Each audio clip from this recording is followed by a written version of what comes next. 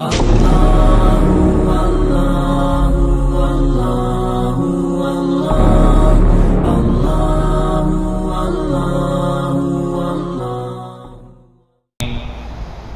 الله الرحمن الرحيم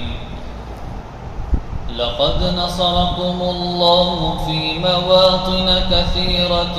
ويوم حنين إذ أعجبتكم كثرتكم فلم تغن عنكم شيئا وضاقت عليكم الأرض بما رحبت ثم وليتم مدبرين ثم أنزل الله سكينته على رسوله وعلى المؤمنين وأنزل جلودا لم تروها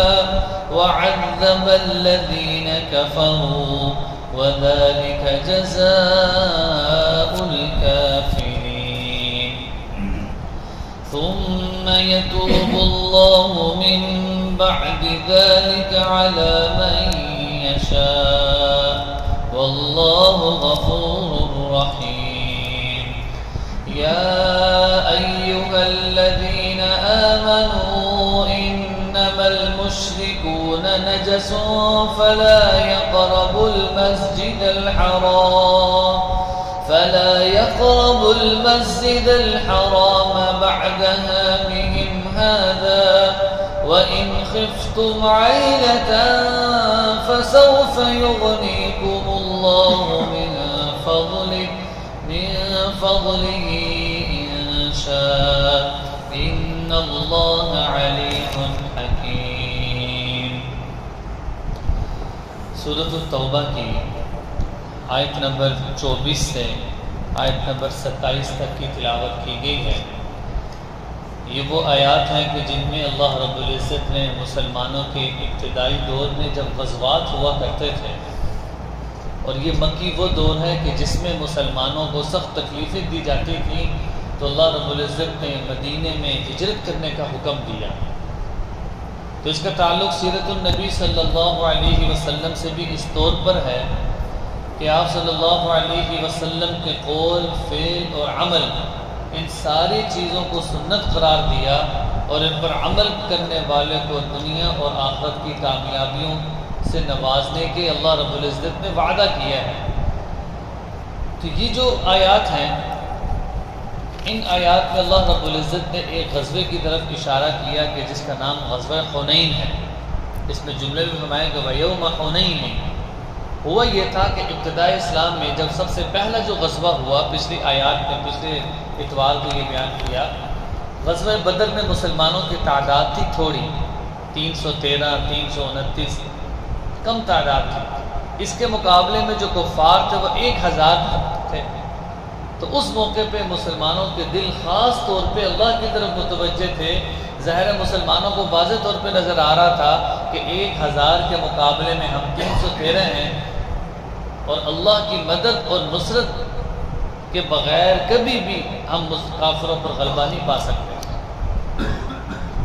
تو جب ان کی نظر اللہ پر تھی، اللہ کے خزانوں پر تھی، تو اللہ رب العزت نے فرشتوں کے ذریعے سے مسلمانوں کی مدد کی اور مسلمانوں کو فتح نصیب فرمائی۔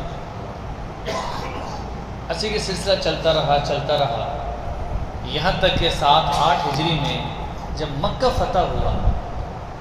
تو یہ وہ مکہ فتح تھا کہ جس کو فتح مبین کہا گیا کہ یہ بہت بڑی فتح ہے۔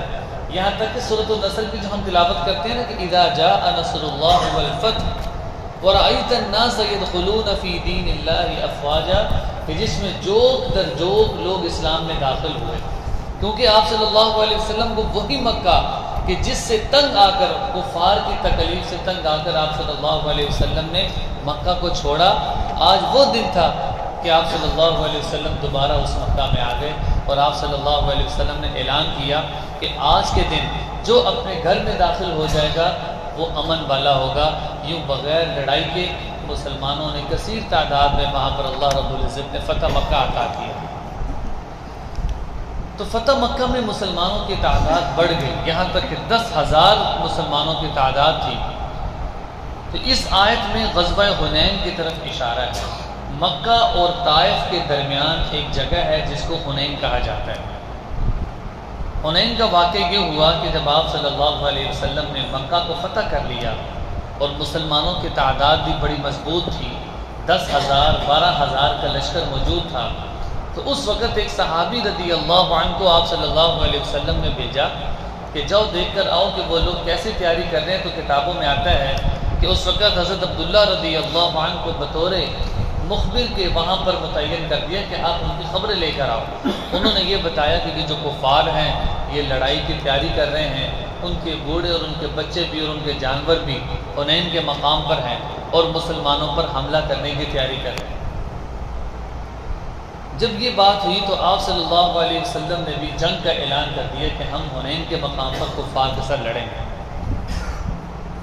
اب اس وقت مسلمان بڑے مضبوط تھے، 10,000 کا لشکر تھا، تو مسلمانوں کے دل میں یہ بات پیدا ہوئی کہ جس وقت ہم تھوڑے تھے اللہ رب العزت نے ہمیں کامیاب کر دیا، آج تو ہم تعداد میں بہت زیادہ ہیں، ہم کامیاب ہو جائیں گے۔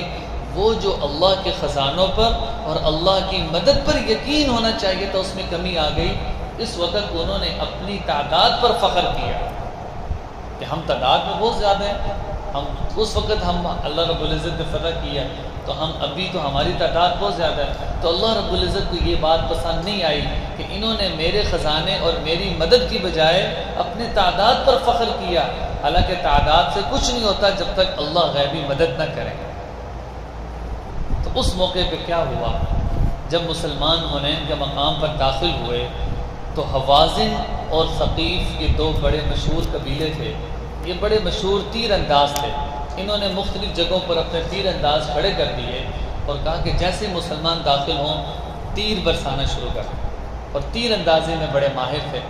تو جیسے مسلمان حنین کے مقام پر داخل ہونے لگے انہوں نے ایسی تیر اندازی کی کہ مسلمان پیچھے ہٹنے پر مجبور ہو گئے، یہاں تک کہ بہت سارے مسلمان اس جگہ کو چھوڑ کر چلے گئے۔ کتابوں میں آتا ہے کہ یہ وہ وقت تھا کہ جب آپ صلی اللہ علیہ وسلم آوازیں دے رہے تھے مسلمانوں کدھر جا رہے ہو، یہاں تک کہ ایک بڑا مشہور فقرہ ہے، آپ صلی اللہ علیہ وسلم فرما رہے تھے انا النبی لا کذب، میں نبی ہوں، اس میں کوئی جھوٹ بات نہیں ہے، انا ابن عبد المطلب، میں عبد المطلب کی اولاد میں سے ہوں۔